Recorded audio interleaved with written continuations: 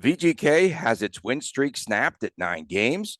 Who should VGK fans apologize to? Like the New Jersey Devil fans apologized to Lindy Ruff this past weekend. They wanted him fired at the start, and now everything is just fine and dandy there in New Jersey. And a first glance, Chris, at why the NHL standings matter at U.S. Thanksgiving, which is now just 10 days away. You're Locked On Golden Knights, your daily podcast on the Vegas Golden Knights, part of the Locked On Podcast Network. Your team every day.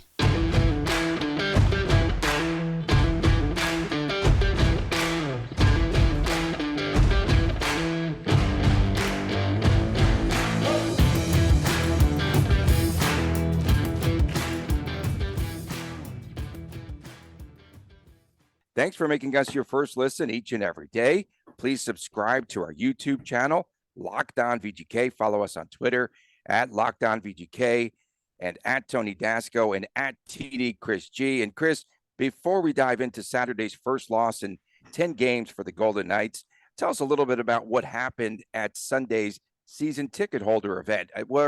Did you have an assigned couple of players or something that you could go to get autographs? How did this work?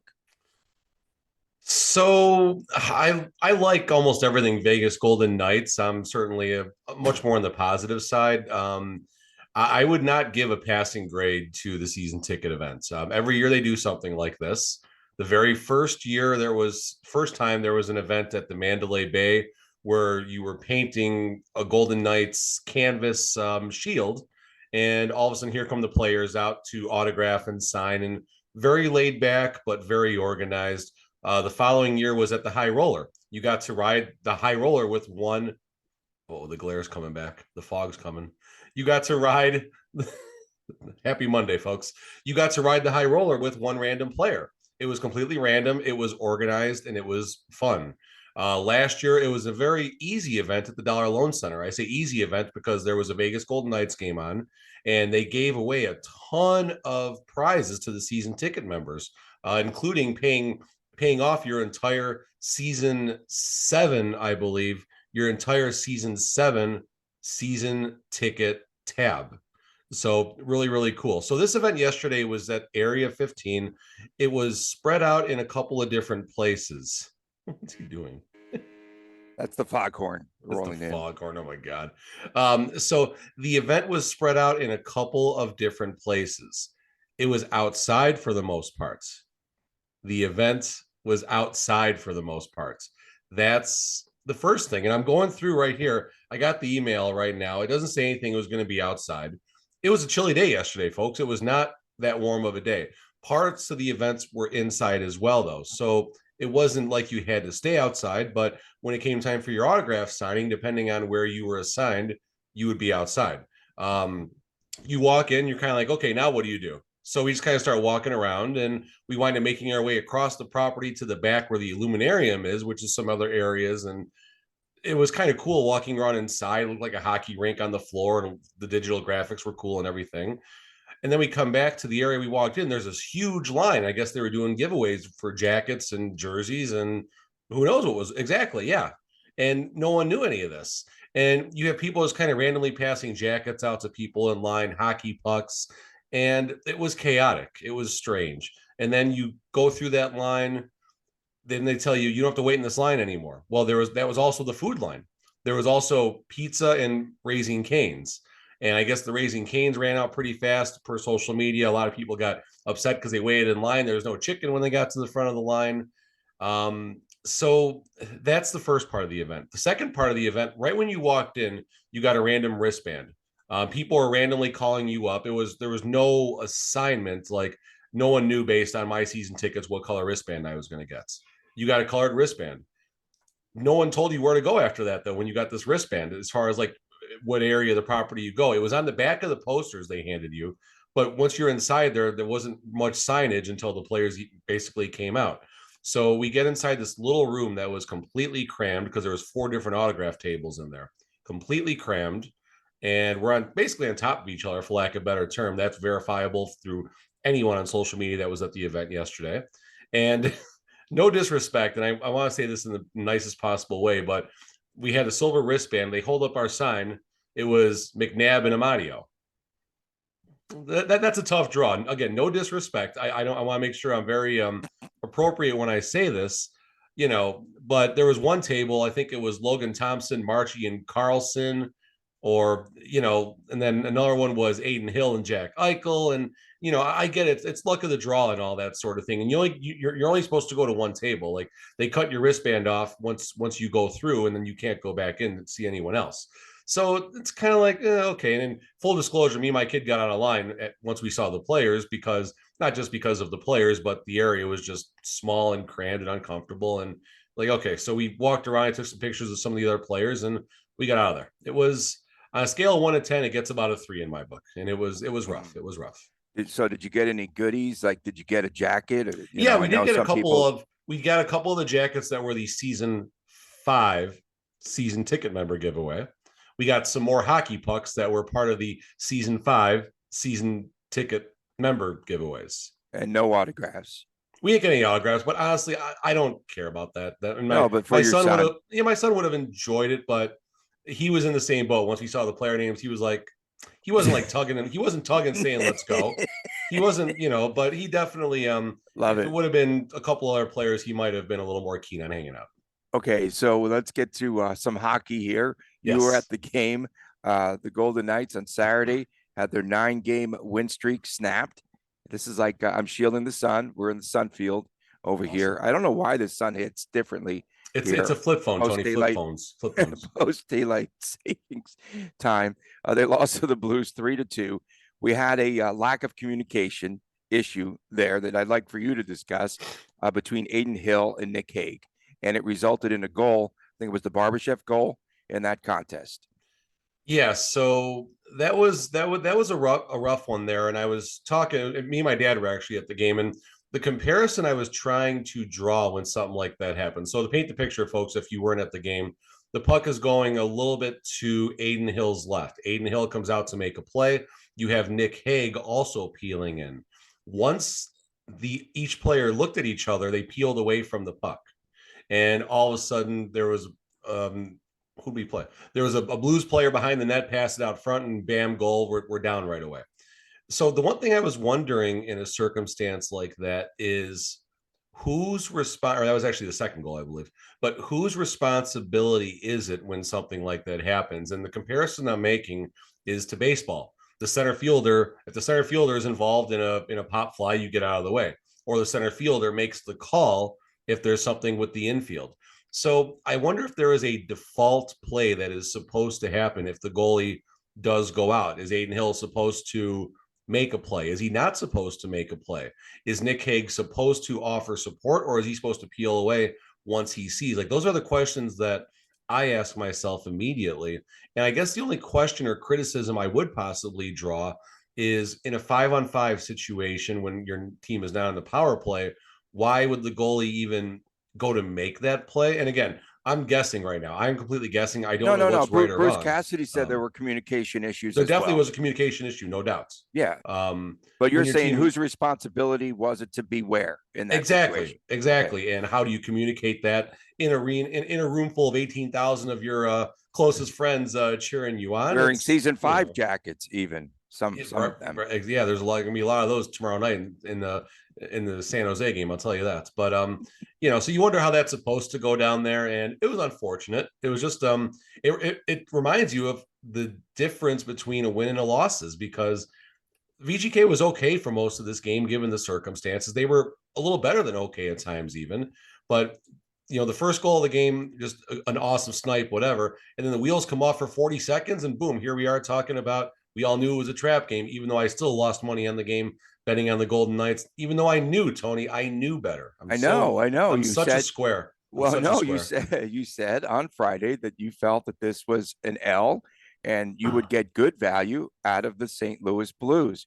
So in the third period of play, VGK outshot the Blues 22-5, but a lot of those shots, there was no one in front of the net. So was this a sign of fatigue, do you believe? So in the post-game interview, I don't know who asked the question, but they did basically bring up the trap game and all that. And Bruce Cassidy didn't have the answer. He didn't dodge it either.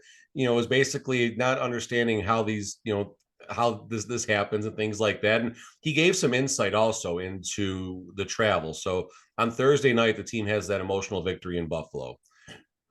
Pardon me. Yeah. So the game ends probably what 10:30 local time in Buffalo.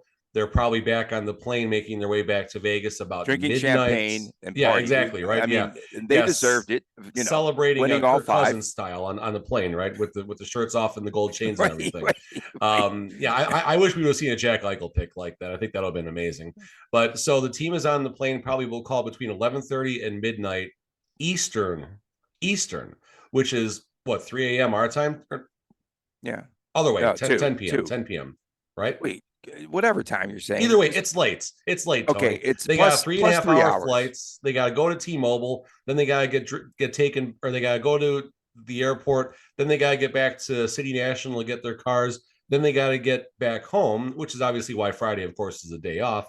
And then boom, Saturday here's a pregame skate, and you got a game Saturday night. So I mean, you look at that. That's a tough trip. There's not too many of these like that, and a spot like this would have been nice to have the additional travel day, but the schedule is obviously rigged against the Golden Knights to lose on Saturdays, Tony. That's rigged against the Golden Knights. This game was completely rigged against that. Wow, this is good. I like this. I'm channeling my inner Tony right now. But there's that long story longer, folks. Bruce gave some insight about how this situation worked and maybe why it happened. And it's a tough one to reset from. And everyone knew that. The Blues knew that. The Golden Knights knew that. Me and Tony knew that, but yet I still found a way to lose money on that game after the first period, where I honestly thought we were going to be better. It was rigged in favor of St. Louis because they had 3 days off here in Las Vegas to just kind of chill. They didn't go out and party. They were at Red Rock, chilling and all that. But just chilling. You are right, Tony. The second period shots, though, or third period, pardon me, it felt like Pete DeBoer's team for a little bit there. With those just lazy shots. No, me and my dad were both talking about it. Just no one in front of the net, no traffic, lazy shots off the face-off. And I get it. You're spraying and praying at that point. But, there were some moments in the third, but not enough. So Riley Smith, another shorthanded goal for the Vegas Golden Knights, scoring from Chandler Stevenson. And, I wanted to ask you about the bad ice. So are bad ice conditions only something that happens when VGK is on the road? Because there were a lot of St. Louis Blues players that were complaining about the ice, and Brett Howden fell down like 3 times, and players were falling down all over the place for the St. Louis Blues. And so they said that there was some bad ice at T-Mobile, but you didn't hear that on any of our broadcasts here, did you? Sorry, my cats are going crazy. I have no idea what just happened out there.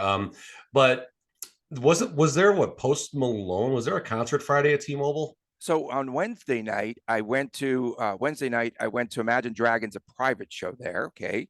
So there was that show. And then there was Post Malone was on Friday night. Yes, because I was at Resorts World on Friday night and they had the post party and the post Malone party there at Resorts World. So yes, there was a show. They had to flip the ice rather quickly, obviously, for the game on Saturday night. Does that cause any effect? I don't know. I mean, that's the thing. Like, these arenas are meant for this, and the T-Mobile ice does traditionally draw lots of compliments. But I did notice everything you're saying, and it was like the first period was weird. There were some blowouts. People were falling down, and like some of the Blues players, they were just like trapping the puck in weird places and getting hit. And like the first period of the game felt like exactly what you thought it was going to feel like. Golden Knights were back from a long road trip. They looked very sluggish, and the Blues looked like they had been in town since Thursday morning, partying for the last 48 hours leading up to the game. That's how the first period looked. And the reason I did make some investments in game was because I felt the Golden Knights were actually going to do better. Take the under in game? No. Okay.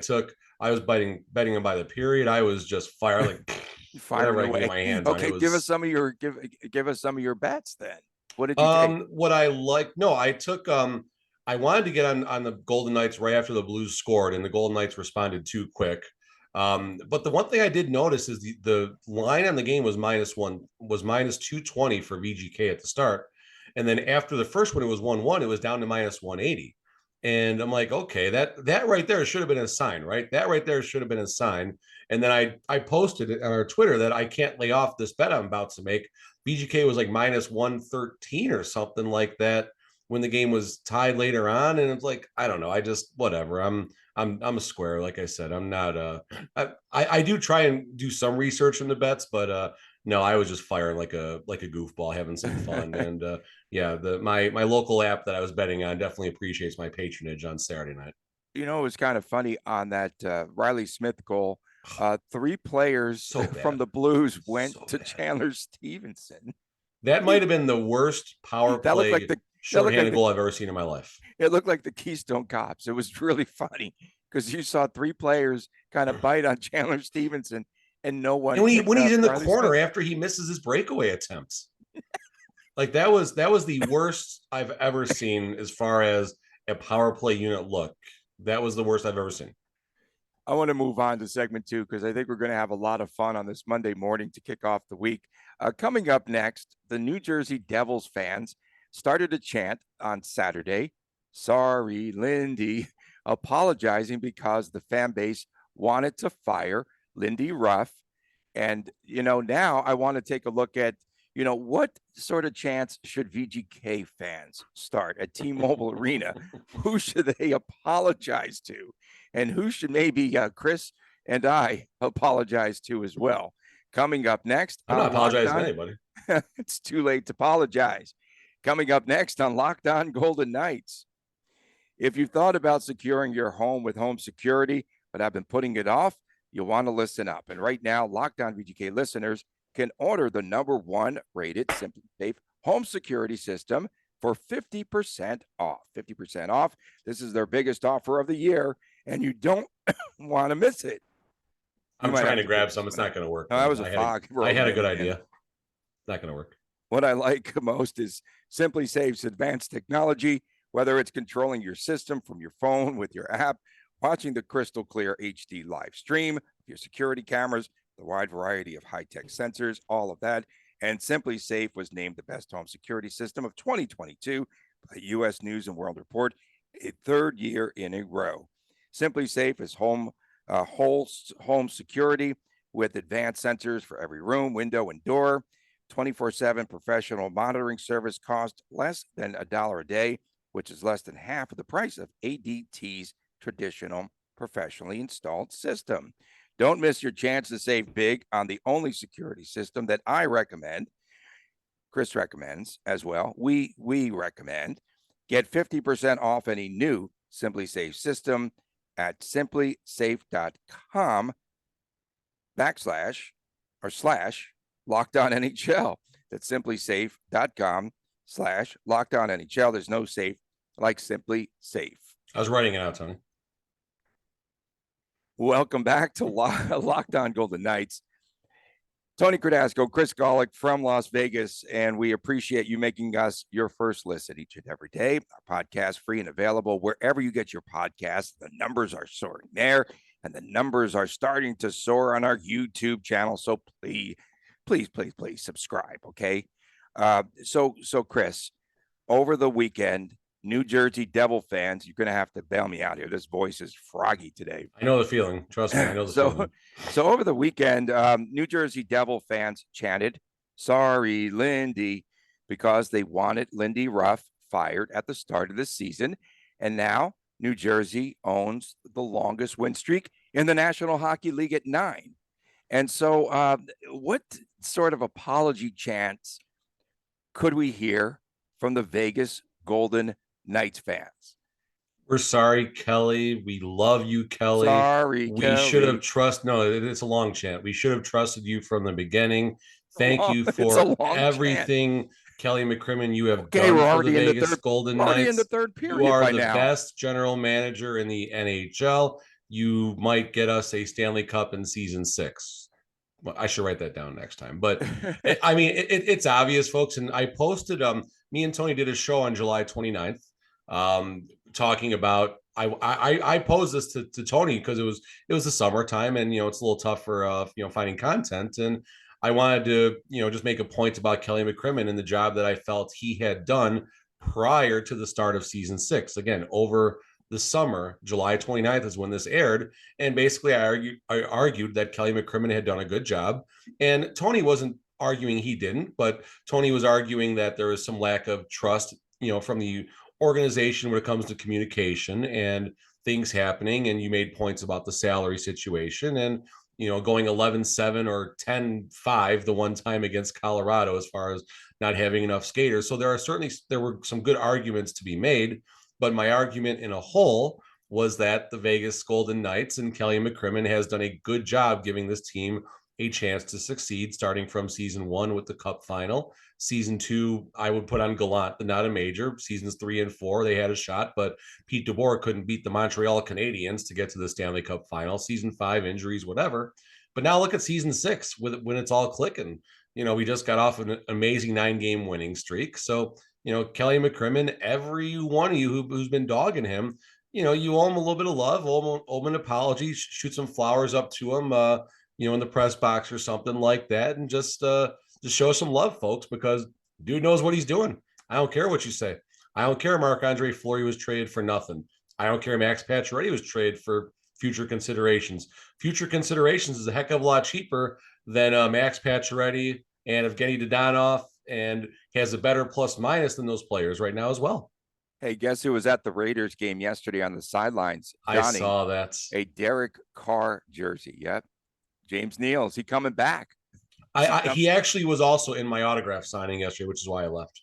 I'm kidding. Wait a second. No, I'm kidding. He wasn't I actually showed that. So Tony, there's people around us in line, and I actually showed that tweet with James Neal on the sideline. I said, "Oh, look, here's our autograph signing," and they looked over my shoulder. We got a good chuckle out of that.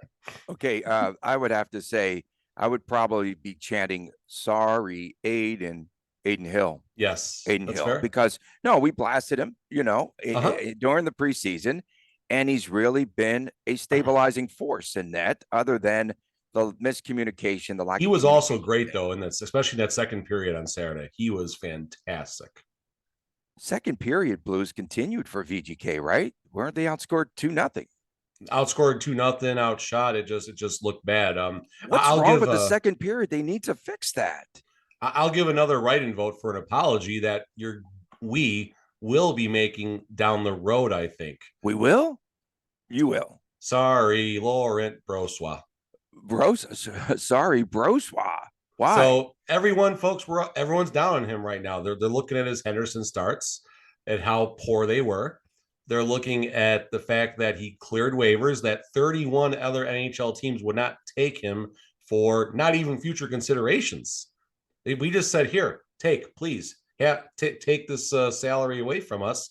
And no, Brossoit still is a Vegas Golden Knight, and that I think can possibly pay tremendous dividends down the road. I mean, things are going well with Aiden and LT right now, and no doubt about that. We know what happens with injuries, and especially goalie injuries in this town, folks. Something might happen, and Brossoit is going to get his time now in Henderson. He's going to get his timing back, just like Aiden Hill. We were down Aiden Hill. We want to apologize to him, right, Tony? We should apologize for how he was. Apologizing. Well, I'll apologize to Aiden Hill. Brossoit did not. He's played 2 games. He's had a week of practice, no training camp. Now he has time to get everything back, including his health and his stamina and whatever he needs as a goaltender. And 35 days from now, maybe 2-3 weeks, whatever the number is, he's going to be ready to contribute if needed for the Vegas Golden Knights. And that could be really important, especially, let's say Aiden Hill goes down in March.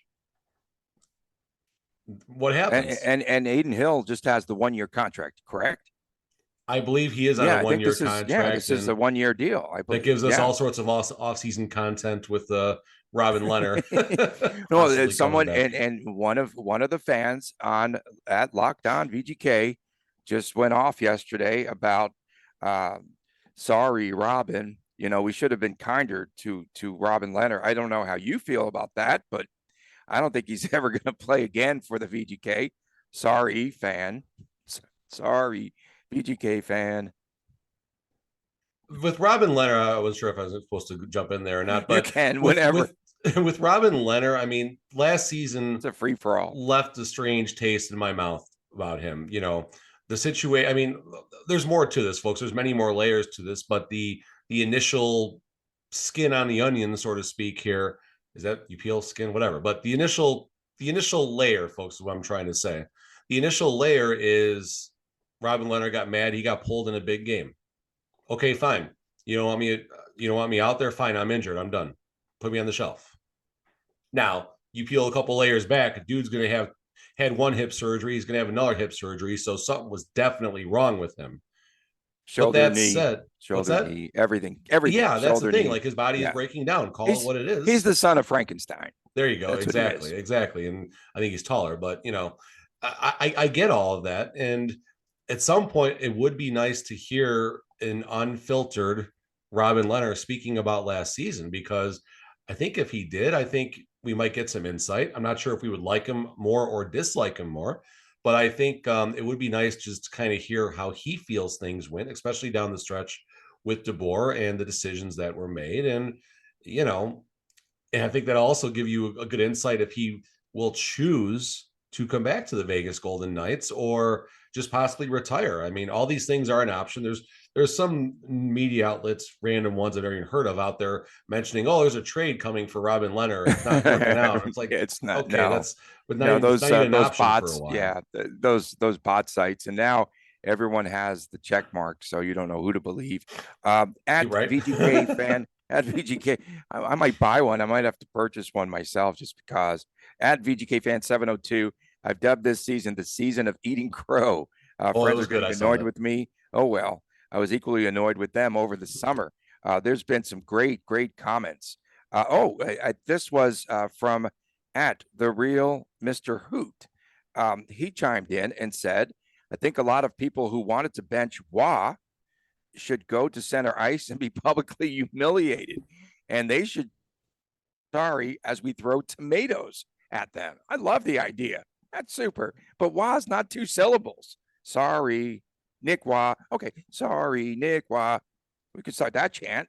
Get things going, man. Yeah, I guess. I mean, I don't know, Nick Wah. Come on, man. You need to start the sorry, Caden. You need to start. He that actually chant, had brother. one right on his stick. He should have had a goal on Saturday, but yeah, that's another one. So back to Nick Wah. I mean, Nick Wah has been very solid. I honestly, I'm still not sold on a $3 million contract for Nick Wah. I said that when we signed him, and I'll say it again based on everything happening. $3 million, it's a little pricey for Nick Wah, but he's doing a good job. And maybe down, I don't think he's completely sold me on a $3 million contract yet. And while we're doing shout outs here, I'll hit John Strickland right now. So John Strickland found me in one of the various lines yesterday where we had no clue we were waiting for. And John Strickland was actually the one who he was a doctor that gave us some information about Mark Stone's surgery that was back super. over the summer. That was and great. So we gabbed a little bit, and he wanted to extend compliments to Tony as well. And to me, I congratulate him. He's one of the 2 or 3 supporters you got out there. So keep your friends close, Tony. No, but it was a very nice event yesterday. It was nice seeing the season ticket family and stuff like that. Like, I'm not going to dump on the event completely because it's always nice getting everyone together. And I do respect the fact that it's tough to organize 12,000. I'm not going to say it. 12,000 season ticket holders who make investments into this team, whether it's in the low 5 figures or the high 6 figures. I mean, there's a lot of expensive tickets for this team. So it is tough for VGK to make everybody happy. I totally understand and respect that. But this event, if I'm going to rank the 4 events now, I believe the painting, the wheel, the painting, the high roller, the watch party last year, and then the one we just did, this would be a resounding 4th. What's that? This would be 4. Yeah, this would be 4, and it would not even be close. It even looked disorganized, to be quite honest, on social media. And you need to do something special. You need to do something special for the fans. And and it should have been held. Maybe I know that they wanted to go to one of their business partners, but should be something with that many fans at T-Mobile Arena at a bigger facility now because it's grown. It could have been in a lot of different places in a lot of different ways. And like when they did the high roller, you got people coming at certain times and staging. That was fine. When we did the painting events at Mandalay Bay going back in season 2, I want to say, again, same thing. There was different people at different times and things like that, and just ways to make things a little bit cleaner. And it just honestly, and I'm sure people did put a lot of thought into this, but I don't think whatever strategy session people have, I don't think holes were poked into this, trying to figure out, okay, well, is this really going to work? What could go wrong? And I just don't, it felt rushed, Tony. It felt rushed. Like At we do at the GM, end of segment 3. at Joseph Young 702 says, sorry, GM KM. So he thinks that should be a chant at T-Mobile. But I'm not. You, brother. I'm with no you. apologies to that guy. You call him what? Carly? Coming up next, do standings at not sorry, Carly. Do standings at U.S. Thanksgiving provide a window traditionally of which teams are playoff teams? We'll return with that after this on Locked On Golden Knights. Welcome back to Locked On Golden Knights. Tony Cardasco and Chris Golick in Las Vegas. We're both a little bit spicy to start off the week. And thanks for making us your first listen every day. Please subscribe to our YouTube channel. It's a lot of fun. You could watch the London/Green Valley fog roll in here on the show periodically. And perhaps you'll hear, it sounds a little bit like a goal horn, but it is a foghorn. I've got to let you know that. So Chris, in 11 days, we're going to be, in 10 days, I should say, in 10 days, we're going to be celebrating Thanksgiving already here in the U.S. And there is a theory that teams that are in playoff position at that time on that date are going to be playoff teams. And so 77% of the teams in that position make it to the playoffs pretty much in the salary cap era, which started 2005, I believe. So with that being said, VGK in 2021, they were actually in position, but they failed at 12-8 in third place a season ago. But we know that they had a really bad second half of the season after the new year. But some of the teams, that I'm looking at here that would not make the cut include Calgary. Wonder if that team is in trouble. They have just 14 points.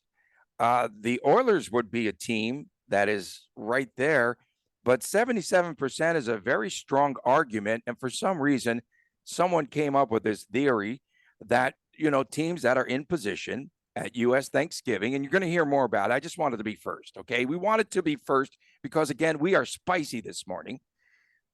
What are your thoughts about VGK now? Someone asked me this the other day. Could VGK win, realistically, the President's Cup this year?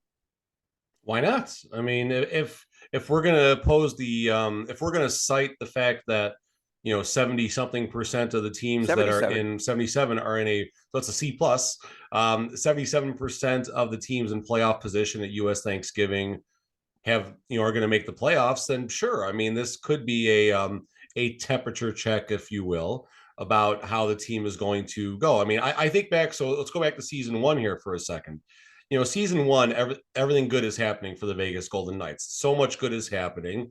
You're waiting for the expansion team to show itself, and it never, ever did in season 1. Obviously, of course, with the trip to the Stanley Cup Finals. And thinking back to the way I felt about season 1, when I believe it was a game against Anaheim, if I'm not mistaken. It was the game before the little Thanksgiving break. And that game they won, and they won, I think, pretty good, if I'm not mistaken. And they were in first place in the Pacific at Thanksgiving. That was the triggering moment for me as a fan, and also somewhat as a realist who watches a lot of hockey. I started to feel that this was a team that was capable of winning the division and possibly making a run. So, that's just one perspective, I guess. But also, same token, there's so many things that do happen in hockey with these come from behind feel good stories. Again, the St. Louis Blues, unfortunately, who just kicked our butt, but the Blues a couple of seasons ago in January, last place, they fire their coach. Oh, Stanley Cup, 5 months later. So, on the other side, other things can happen, and just kind of wait and see how it all shakes out, I guess. 5 games for VGK between now and Thanksgiving. The Sharks come in on Tuesday, Coyotes on Thursday, and then they're at Edmonton, at the Canucks, and then on Thanksgiving Eve, they're home to Ottawa. Has VGK ever been on the road for any holiday? This is rigged. This is absolutely rigged. It's rigged. They were, let's see, New Year's Day. They're usually home New Year's Day or New Year's Christmas they're Eve for home. like a matinee Christmas type they're home, game. right? Halloween they're able to do their costume party. Okay, all that. I mean, seriously, Thanksgiving, we'll be at home in Vegas.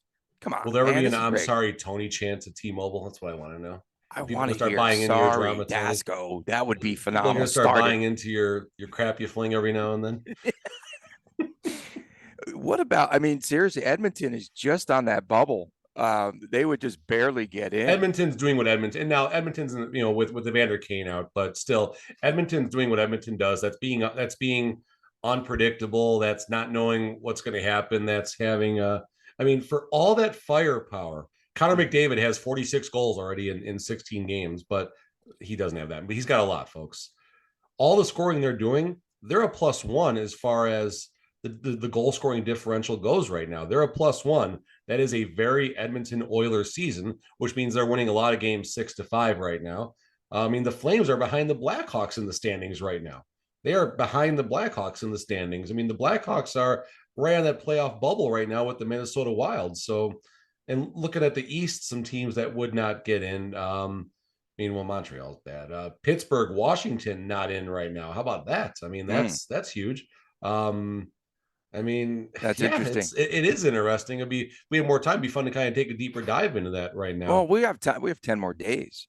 10 more days, Broswa. And do you feel though that cap teams, again, this is post cap era since 2005, but the cap teams, the teams that are up against the cap, shouldn't they be there anyway because they're spending all that money? So you have a Buffalo. I think they said to let to the San Jose Sharks. They still have 16 million left or something like that in Buffalo. Yeah, I mean, sure. They're going to make some serious moves later on. Buffalo's going to do what Detroit did this offseason, right? They're going to wait until they feel they are close, and then they're going to add some pieces, and you're going to see some big changes made. But yeah, should teams up against the cap be a playoff contender? Sure, they should, and of course, the owner who's writing the check definitely thinks that. But the Sharks, I believe, have been right up against it. What I see, Cap Friendly, I think, reported 17 NHL franchises are now exceeding the upper limit of the salary cap. How many? 17. 17. I thought you said that. Wow, that's crazy. Yeah, by using using LTIR. I'm not saying shenanigans for all the teams. Don't other than VGK. Yeah. Other than VGK, yeah, right. But sorry, Kelly. It's interesting how this is working out. Foley. They can't wait until next year until we get another 3-4 million in cap space, I get. Yeah, for those that didn't think that Bill Foley should be more involved, you might want to start that sorry Foley chant, right? I like it. Well, let's take a look. I think something we could explore maybe perhaps for later this week, those 17 teams that are up against the cap, how many of those are playoff contending teams by Thanksgiving? That would be pretty interesting. I like it.